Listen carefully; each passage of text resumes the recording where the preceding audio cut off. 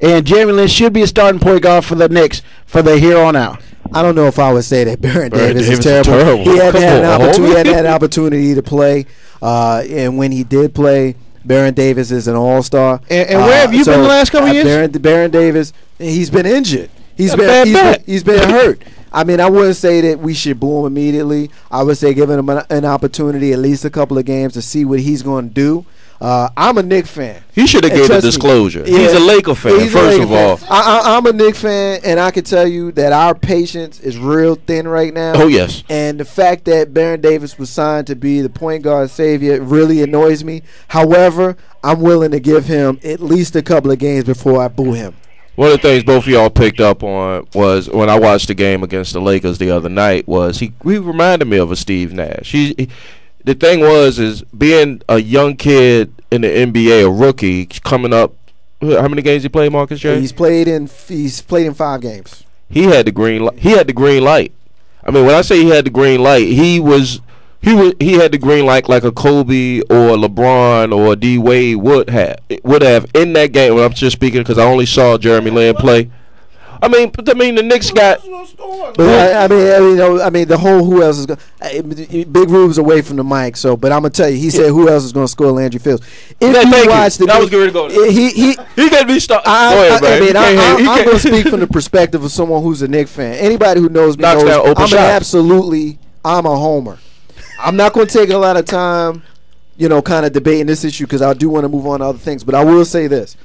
If you watch Mike D'Antoni when he coached in Denver, when he coached in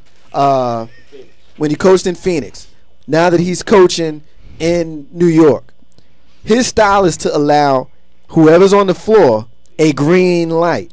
It don't matter if you Steve Novak. It don't matter if it was last year and your name was Ronnie Torioff. It don't matter if you Jared Jeffries. If you get the ball and you're open, or you think you're open, you get to shoot. Jeffries got to pass. He should pass. He should pass. And I said his name and Ronnie Torio's name to make the point that as fans we know that they should be passing. Right. Now I will say this before Kdub comes in. Landry Fields got torched by Kobe. Hold on, man. Before y'all jump on, of course, Kobe torches everybody, but I know y'all saw the triple ankle break in the second half in the fourth quarter, where we lost, but Landry Fields, come on, man. Landry Fields should not have been guarding Kobe, man. Listen to yourself, Big Ruby. I'm just saying. Come on. I don't want to attack you on the air right now. We don't want to do the you sound crazy right now. Yeah. You sound crazy right now. Landry Fields is guarding Kobe Bryant because Landry Fields is New York Knicks' number 2 guard. He's the 2 guard. The 2 guard guards the 2 guard. Landry Fields is 6'7". Kobe is 6'6", 6'7". Who the hell else is gonna guard him? I'm gonna get the trank gun. Don't do that. Don't do that. Because you know what? He get me fired up because I listened last week even though I wasn't here, and he lost his damn mind last week. I'm not gonna let you do that tonight.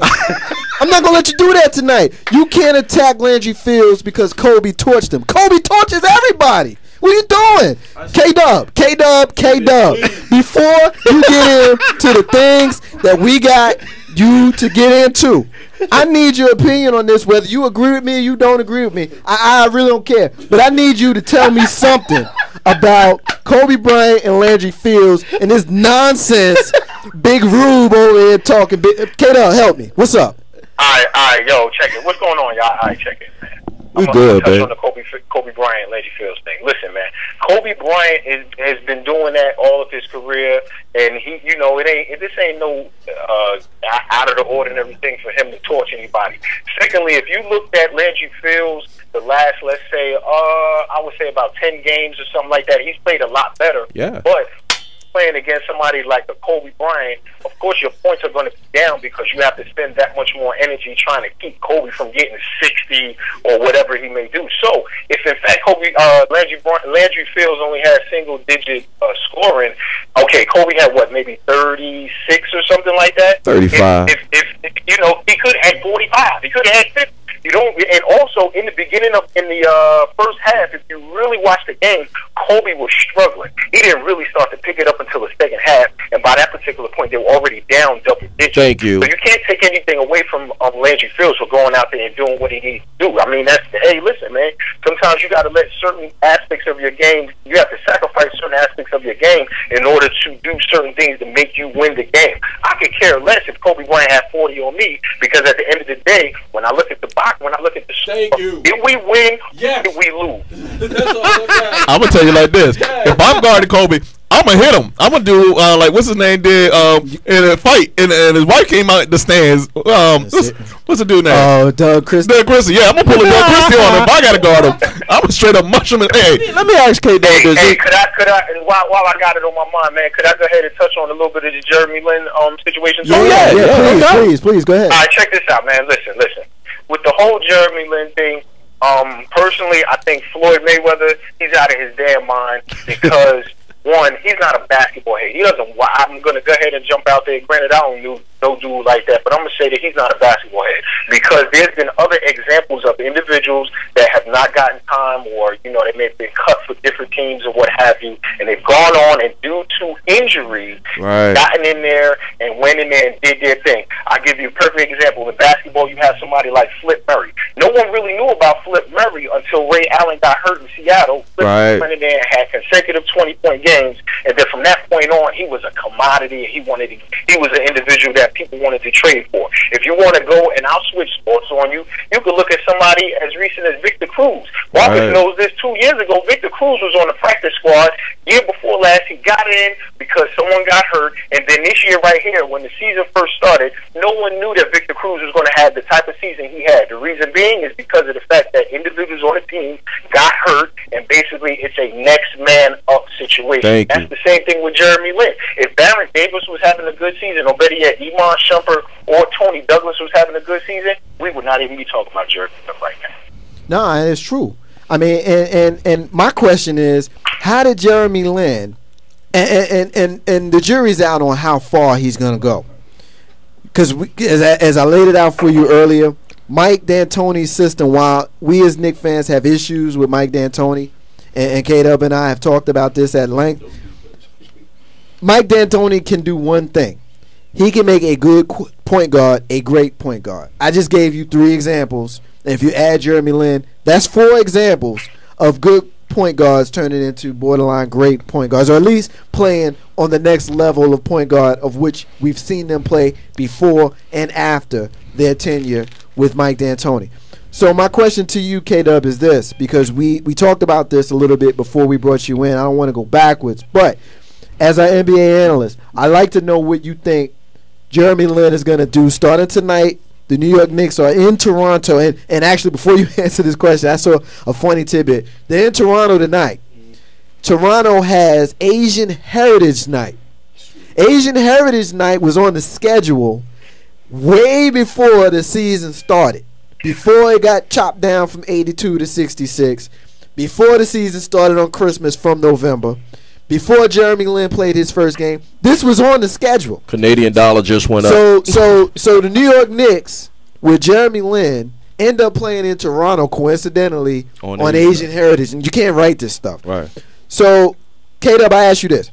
What is Jeremy Lin going to do tonight with Amari Stoudemire returning to the lineup, and then later on this week when Carmelo Anthony returns to the New York Knicks starting lineup? Well, my thing is that one, with the D'Antoni system, is predicated on pick and roll. If you ever looked at the way that his system runs, specifically, even last year, year before last, when Chris Duhon was there, I was at a game, and basically it's a lot of pick and roll. Regardless of where you are, it's pick and roll. With Jeremy Lin, the thing that you have to actually be excited about is that one, you have Amari Stoudemire, so the pick and roll is going to start to be more effective for the Knicks. You look at Jeremy Lin, the way that he's affected the game is a person like Tyson Chandler. Tyson Chandler was averaging 12 points a game. When Jeremy Lin started, he's now up to during the time he's up to 16 points a game. A lot of that is just basically looking for him on the pick and roll and throwing alley-oops, and I can say that that's going to pretty much be the same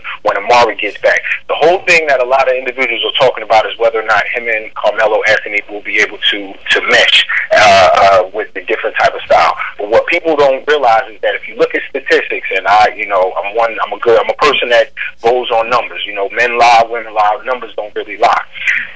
Carmelo Anthony and Jeremy Lin are in the top 5 of points per pick and roll. Okay, Jeremy Lin is number 1. Carmelo Anthony is number 2, and this is in the league. So for an individual to say that it may not mesh is just, that's just opinion. I think that it will work. It will work, and I think that the time that Carmelo Anthony, as well as Amari Stoudemire, being out of the lineup and seeing how ball movement and different little things or what have you can affect the game, I think that they'll be more accepted of giving this man the ball. Giving him the ball and let him run the show. And listen, if anything, that's going to get Carmelo more shots because now he doesn't have to bring the ball up. He doesn't have to bring the ball up and work to try to get a pick and roll. He can go 1-3 pick and roll. You could go 3-4. It's a lot of different options now that you have a point guard that's looking to pass it, which is different from a scoring point guard that you have in Amon Shumpert and Tony Douglas. Word. I mean, this Grizzly. Carmelo, I think they're not going to have a problem. I mean, if anything, really, I would think the only reason I'd say about this, Jeremy Lin is not a scoring point guard. I think he's a distribution point guard. He's good for 10 assists. He's going to get you he might get you 10, 12 points. So the only reason he's scoring so much because he had to pick up the scoring because Melo and Stoudemire was out. So Melo comes back in, Stoudemire get the pick and roll, Melo gets the pick and pops. It's going to work out beautifully. Kdub, I want to throw this out there for you. All-Star voting is still going on. I think they already picked them out there. Who do you feel has got some All-Star snubs this year so far in this short season? Who should be on the squad that ain't on the squad? Well, whenever All-Star game comes around, there's always going to be a couple players that are snubbed, and the difficult thing about that is, the people that are picked, who are you going to take off the team and put on the team? Right. In the West, I think 2 people got snubbed. That's Rudy Gay from Memphis and Monte Ellis. Rudy Gay is number 15 in the league in scoring and basically has put the team on his back since Zach Randolph has went down. Right now they're 14-14. And Monte Ellis is the only top 12 in scoring that wasn't selected on the All-Star team. He was number 7. Now, granted, they're 11-14, but if you've watched them play, you know that Monte Ellis is the key to that particular team. So I think that those 2 players were snubbed. And then in the Eastern Conference, personally, I think Danny Granger should have been an All-Star. They went with Danny Granger won because of the fact that the Indiana Pacers at 17-10 are one of the better teams in the league. They're number 5 in the Eastern Conference, and if you look at them, they're just a better team, and they're a very young team, and Danny Granger is the guy for their team. So those are 3 people that I think that were snubbed. And once again, you look at it and you say, okay, who would you take off? In the Western Conference, you might take off Steve Nash. You might take off Dirk Nowitzki. This isn't like Charles Barkley, a lot of other cats said. It isn't a war show for being around the longest. I think that those 2 individuals basically got on the team due to their aura, the things that they did in the past or whatever. So, all right, Dubs. Just my opinion. Cool. What about Brandon James? What's going on with him? Brandon Jennings, man. Over the last couple of days, Brandon Jennings has. There's been rumblings that Brandon Jennings is thinking about, when he does become a free agent, of leaving Milwaukee because they aren't really making strides. They're 12-16 right now. A week ago from today, they were ahead of the Knicks. Now the Knicks are basically in that 8th spot, and Milwaukee is, they'll have a win against Miami, but they'll drop a game here and there, and it doesn't seem as though that the management is gearing them toward trying to be successful. So I know it's a little bit of time away from now. He doesn't become a free agent until 2014, but I think with the whole Carmelo Anthony situation last year, Chris Paul this year, and even Dwight Howard this year, I think that is just him letting the league know, hey, I'm a good player, and I don't really want to be here anymore. He's averaging 18, 5, and 5 at the point guard position. So, once again, I told you before, numbers don't really lie. So if you have your point guard that's not really happy with what's going on, and you're not doing anything to better your team, it could come down to a situation where he may not be there within another year and a half.